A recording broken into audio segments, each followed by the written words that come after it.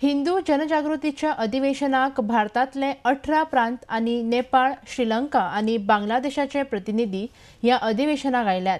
राजकीय सामाजिक क्षेत्रातल्या प्रवृत्तीविषयी या अधिवेशनातल्यान जागृताय जावपाची आसा म्हण समितीच्या जाळवणदारांनी माहिती दिल्या। RDX गोवा खातीर पणजेच्यान गौतम शिरोडकार।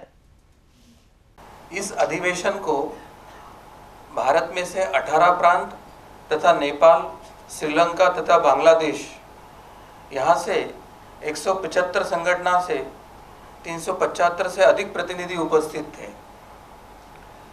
अब इसमें जो कुछ कार्यक्रम और रूपरेखा तैयार हुए वो मोटा मोटी ऐसे है कि हिंदू राष्ट्र की स्थापना के विषय में जनजागृति समाज में करना हेतु और सर्वसामान्य लोग इस अभियान में जुड़े, इसके लिए हिंदू राष्ट्र जागृति सभाओं का आयोजन किया जाएगा।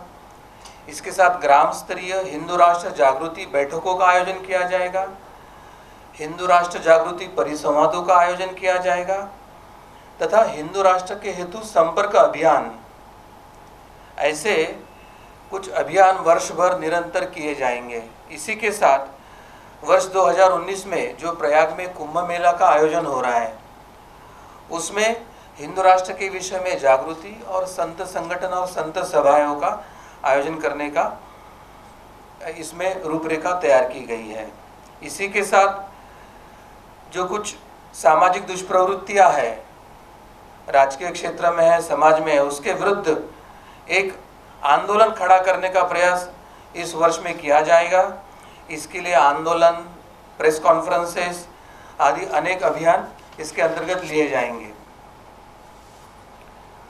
इस अधिवेशन में जो समान कृति कार्यक्रम जो तय हुआ है, उसके कुछ विशेष बात आपको बताना चाहूँगा।